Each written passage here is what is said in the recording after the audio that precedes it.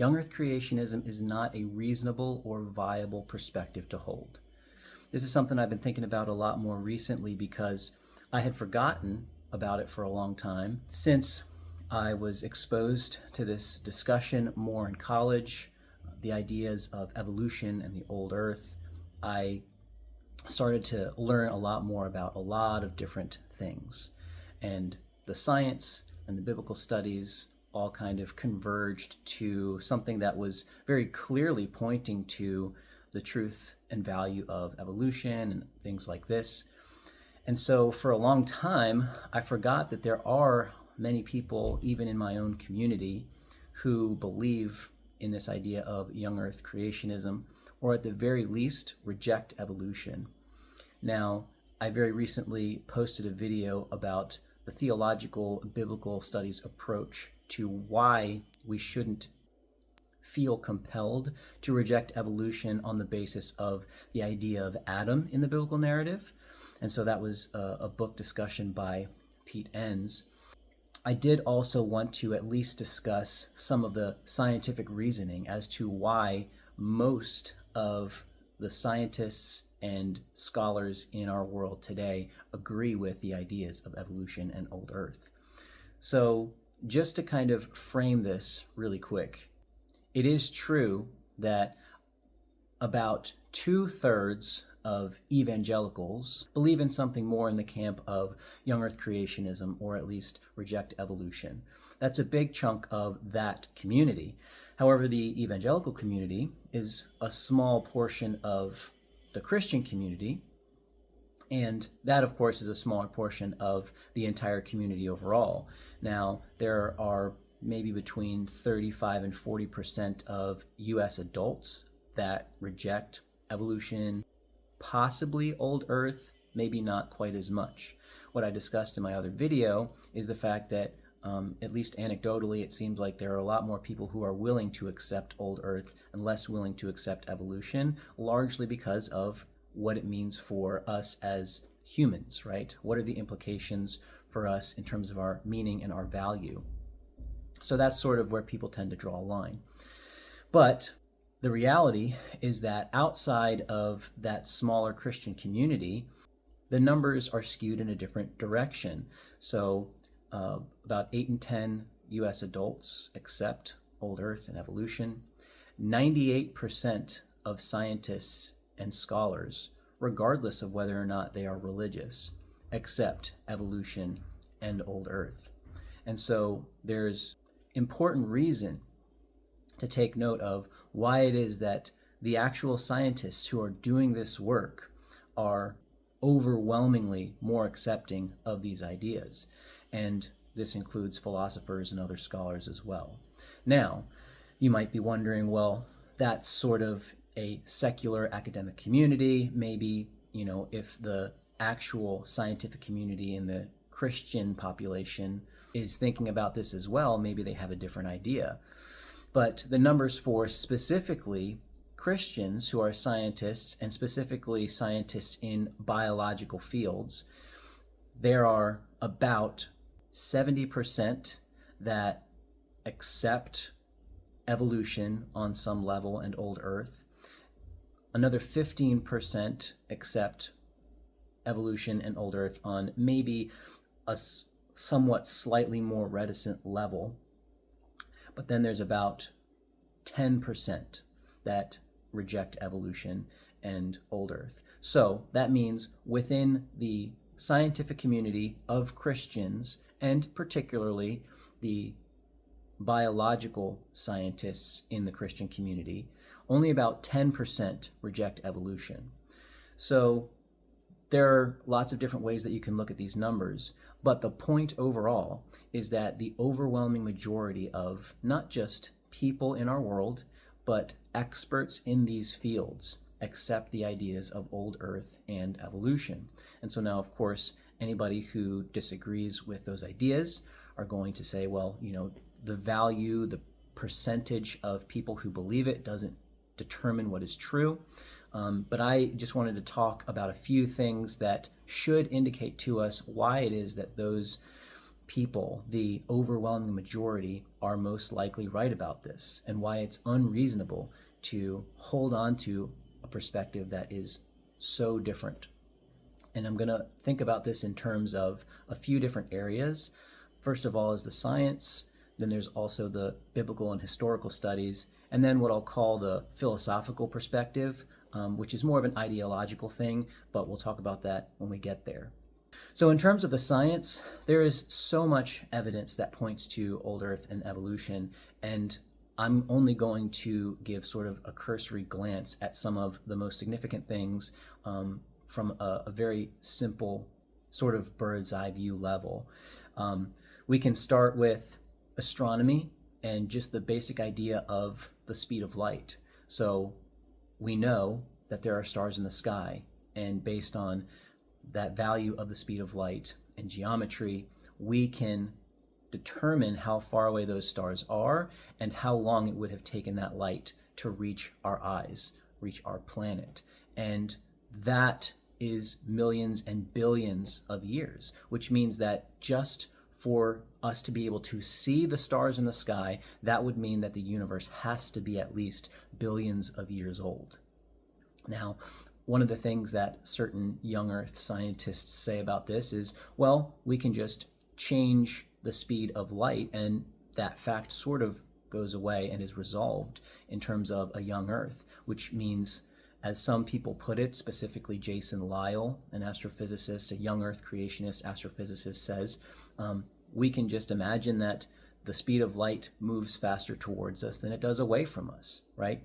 And this is just silly because it's making something up completely. It's not based in any sort of science. We know very clearly how the speed of light works. We've known this for over a century. We can do experiments with it, and we use this in our daily lives. The technology that we have available to us utilizes the speed of light and relies upon knowing it accurately in order to share information and data between satellites and things like this, sending objects out to other planets and so forth. So we have a very clear grasp of this basic scientific principle, which is that the speed of light is a very particular value, and it always is. It's constant.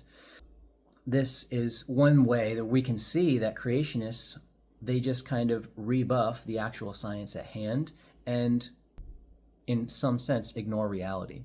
But there's more. So another way that we know the age of the Earth in particular is by radiometric dating. And the simplest way of putting this is that there are really big elements. That means elements that have a lot of protons and neutrons, really big nuclei, and they are unstable, meaning their nuclei are going to fall apart naturally. And there is a particular timetable by which these nuclei fall apart, and we can measure that, and we know how that works. And so certain elements have this sort of decay rate of millions, and we can measure this up to billions of years. So we have done this. We have observed how these certain quantities of the parts of these elements are in compared to each other in a sample of a rock or something like this, a meteorite sample or something like that. And we get the same sort of measurement that we get for any other calculations for the age of the universe, millions and billions of years, depending on what it is specifically that we're looking at. Now, another argument in response to this by young Earth creationists is that we have to assume certain conditions in order to make these calculations work out properly.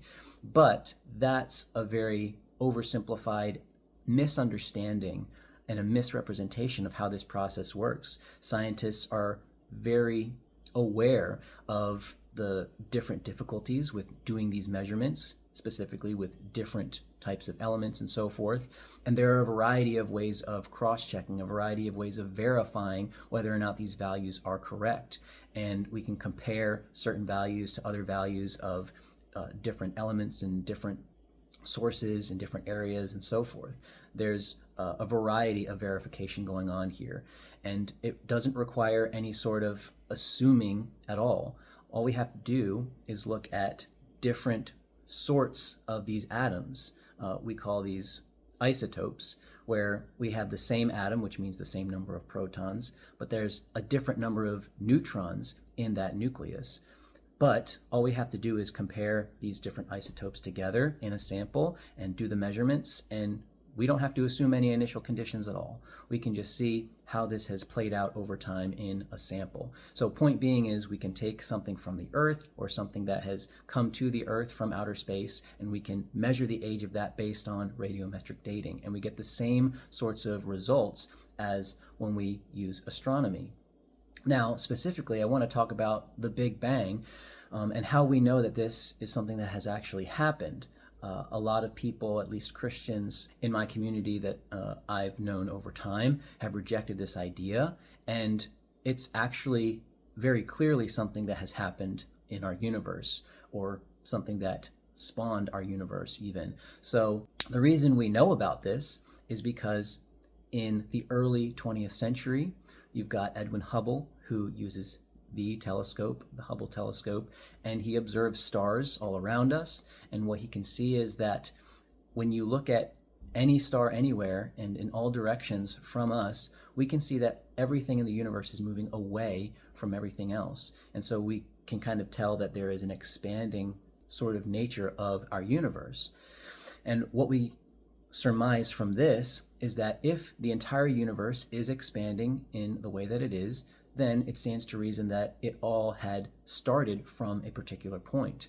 Now, this idea of the Big Bang having happened, interestingly, was expressed by a Christian who was a scientist. And he wasn't just a Christian, he was a priest.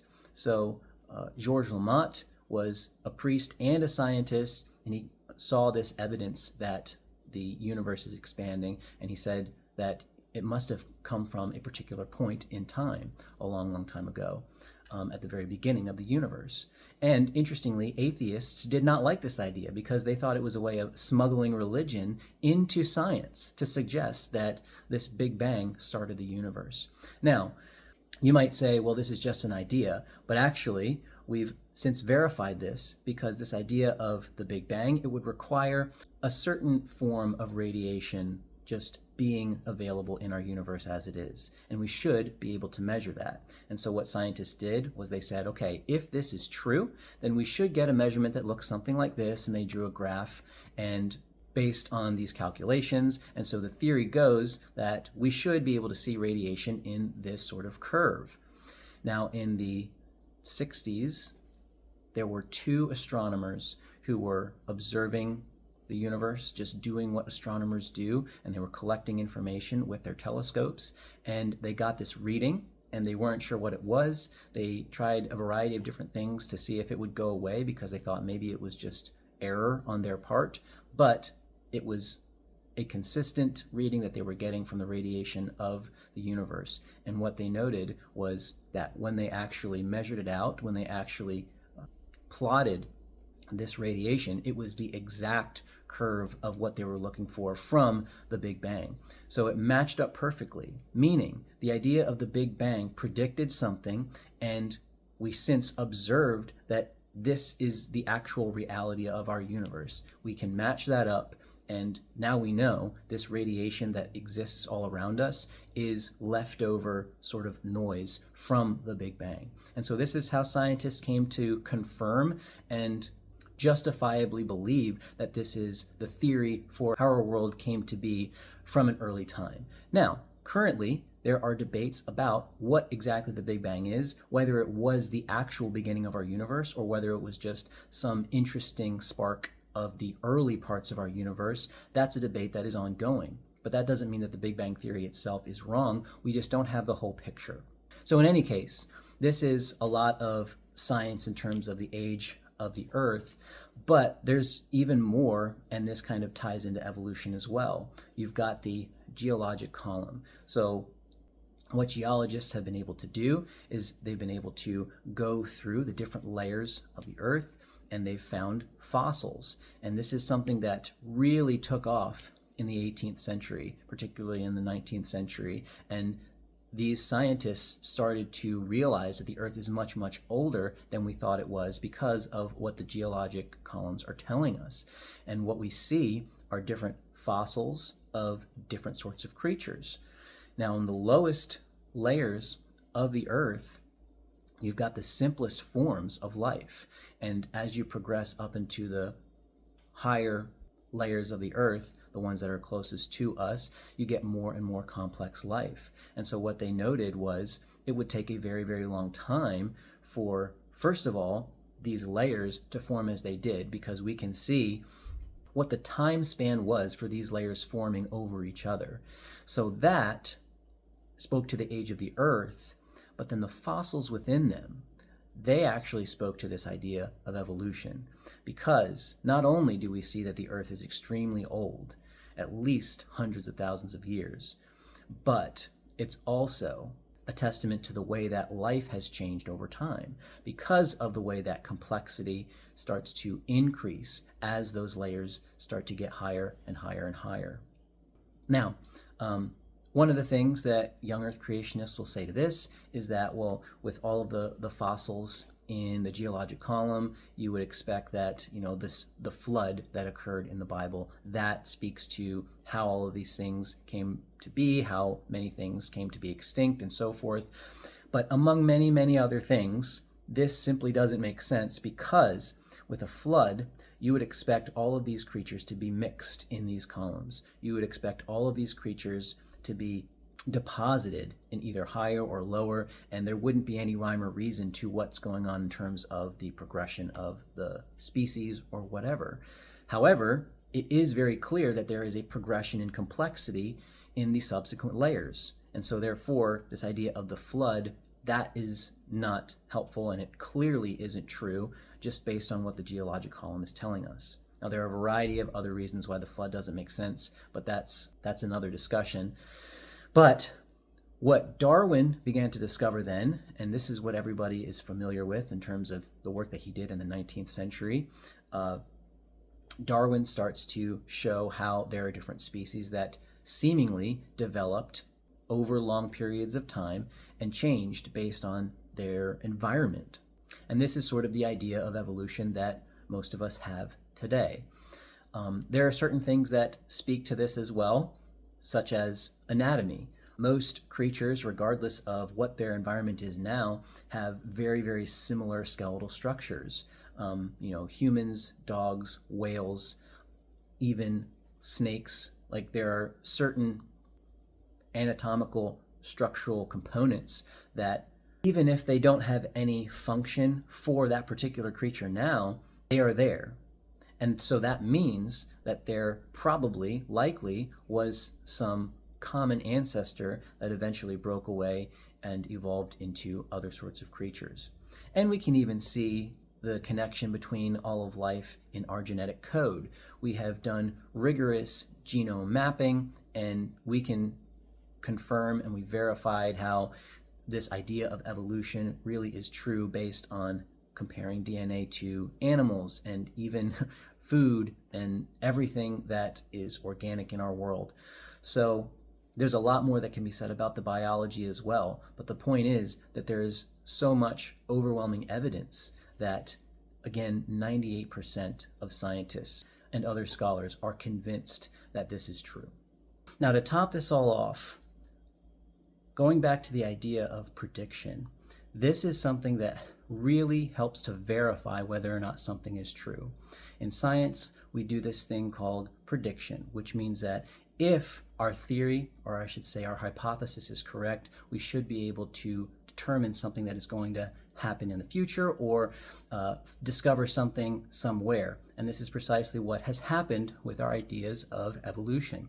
We were able to predict, if this is the way evolution works, and there should be certain creatures that we will discover in certain areas. If we were to go dig up in certain spots around the world, there should be sort of these missing links that we can see as sort of transitions from one creature at one time frame to another. And we've done this many times over. Archaeopteryx is one that's well known, and there are a variety that we've found all around the world because we predicted if this is how evolution works, then we should be able to find these fossils and other things. And that's the same way that it works with genetics as well. We utilize this in medical technology, in making not just new discoveries, but new biological advances in medicines and so forth. And so there's so much more than this. This is just sort of a smattering of some of the things that we know about evolution and have done with the idea of evolution and old Earth. So then if we've got all of this, why is it that we've got this population of people, these young Earth creationists, or at least people who reject evolution? Why is it that they believe what they believe and they don't agree with the majority, the consensus among scientists and really the world overall? Well, I think we have to take a look at the biblical and historical ideas about this belief before we talk about sort of the motivations. Now, I have another video where I discuss various reasons, specifically it's 15 reasons why the Bible is not inerrant.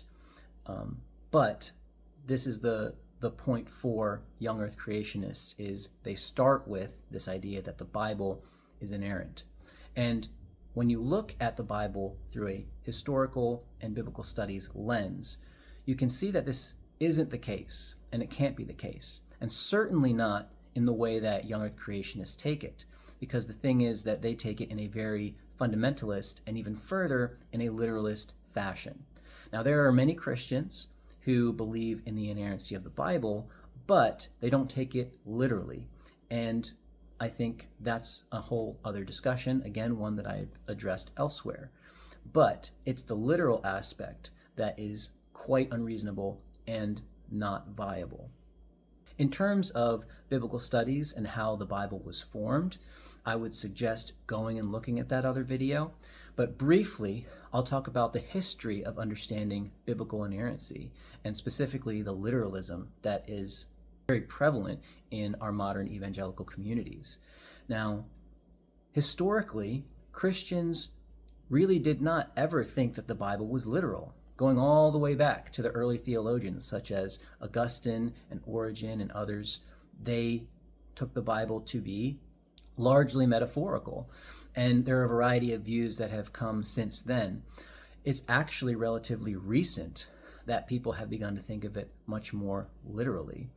It was in the 19th century that all of these discoveries were being made, and biblical studies starts to evolve itself because of the things that biblical scholars were discovering, the idea of other ancient cultures having their own creation stories and the dialogue of these authors with the biblical authors. This is something that I talk about in a video about Pete Enns' book, The Evolution of Adam.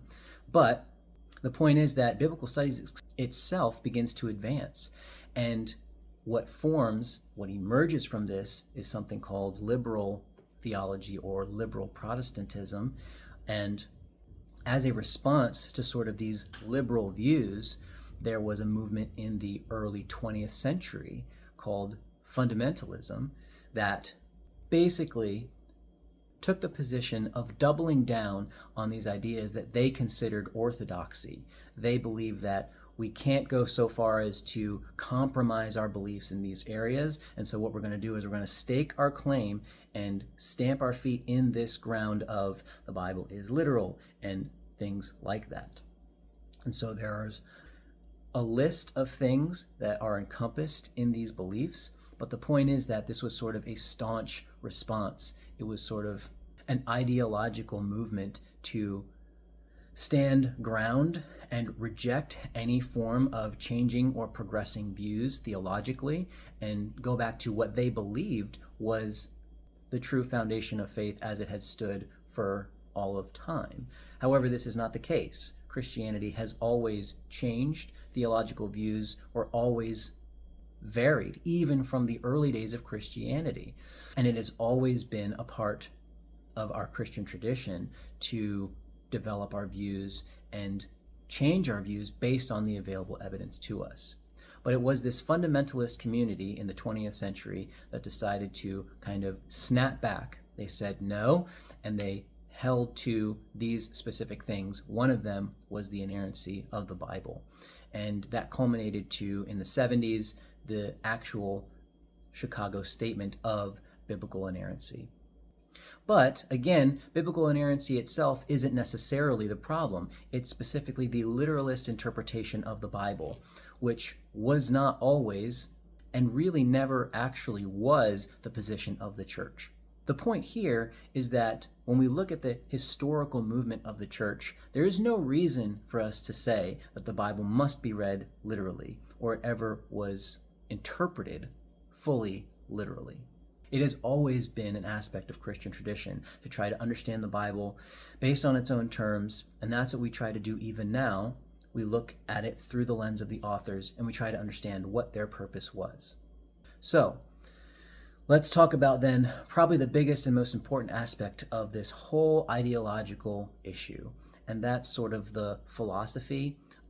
You might even say this is the philosophy of science from the position of the Young Earth Creationists versus everybody else. Some of the things that Young Earth Creationists reject are things that the rest of the scientific community sort of takes for granted. One idea is uniformitarianism, as they call it, which this term basically just means that the laws of the universe, the laws of physics, are the same for all of time and everywhere in the universe. They reject that. They say that that's not necessarily the case. And so that means that if we're extrapolating from the world around us and the evidence that we have available to us, we can come up with ideas like the Big Bang Theory and evolution, but we don't necessarily have to accept that if the laws of physics change. The problem is, there's no reason for us to think that that is the case. For as long as humans have done science or any level of science, the laws of physics have been the same, and there's no reason to imagine that they would have changed ever before. The only reason that a person would try to imagine or suggest that these laws could change is to make the scientific evidence fit this sort of preconceived notion, this presupposition that the Bible has to be a literal, inerrant word from God. So, if that's the starting point, and Young Earth Creationists admit that that is the starting point, then you start to have to kind of make up some ad hoc or post hoc responses to things that we actually see going on in the world, like the speed of light must be different going in one direction versus the other. There's no reason to actually suggest that. Scientists overall, and most scholars as well, agree the idea that uniformitarianism is not true is kind of silly and unfounded. There's no reason for us to suggest that the laws of physics change. We can basically assume, based on what we know, that the laws of physics are always the same. Another kind of term or set of terms that Young Earth Creationists use is historical science versus observational science. And this is not a distinction that is made in the general scientific community. Science is science, whether it's now or in the past. And so this goes to the idea of uniformitarianism. But just to note, this is simply an attempt to hand wave away any of the actual available data that tells us something about the age of the Earth or something about evolution. Now, another issue with the philosophy of science here is the idea of inference. So Young Earth Creationists will often say that there's no evidence that evolution could have happened. When you look at the fossil record, the evidence is just not there. Well, what they mean is, I think, proof. There's no proof that it's there because everything that we are seeing is the evidence. The fossil record, genetics, everything else that we just talked about. It is all evidence of evolution and progressive development of the universe. So, when they say there is no evidence, they're basically saying we can't infer this theory of evolution. We can't infer this theory of the Big Bang. However, that's how science works overall. Anything that we do in science depends upon some level of inference to see what's going on in the past. This is how a mystery is solved, and this is an analogy that is often used in this area. If you have a bunch of available evidence to you and different factors to look at, you combine them and you try to decide where are they pointing. What is the most likely thing that is causing all of this? And so in that sense, we don't have any proof of something like evolution, but everything is pointing to it. So when we look at genetics in the tree of life, we can't necessarily say that there was one common ancestor that progressively evolved into all of these creatures that we have today. However, based on what we see and based on what we know, it seems like that is the most likely answer to the question, how did this all happen? And again, we do this everywhere in science, and the only reason that anyone would reject it in this particular case is because of wanting to take the Bible literally and inerrantly. And so this is a very strange thing to do for a variety of reasons. One is that it makes God a kind of strange God. First of all, it puts God in a box. It says that, well, because of the way that we are understanding this text, this must be how God is, and therefore this is what's true, and we cannot accept anything different from how I'm understanding this to be. But also, it makes God a strange God in the sense that many young earth creationists have to accept the idea that God created the universe to simply be as it is. The earth was only created 6,000 years ago. Humans were only created 6,000 years ago in their present form. However, it was made to look as though it was very, very old. This is a very common view. But why in the world would God do that? It seems like there's some sort of trickery going on here. It seems like it's a weird test, as many Christians believe. It's a weird test to provide to humanity. If we can't take evidence that's available to us, we have to kind of blindly accept this idea of a test that's being presented to all of humanity and accept that. This is almost sort of like a petty thing that God would do, it seems like, at the very least. And so another aspect of this is sort of the arrogance that it requires to suggest that young earth creationism is true regardless of all of the evidence. What it says is, not only do we know better in terms of the science, but we are the ones who know better in terms of who God is. And this is the thing, right? There are many Christians who believe in evolution. It is a very small community of Christians who reject these scientific ideas because they believe the Bible is literal. Many other Christians disagree with them, and they take the scientific consensus. And so the young earth creationists, they point to them and they say, you are compromising your faith. They say that you are simply submitting to this secular world value, and you're not submitting to God or God's word.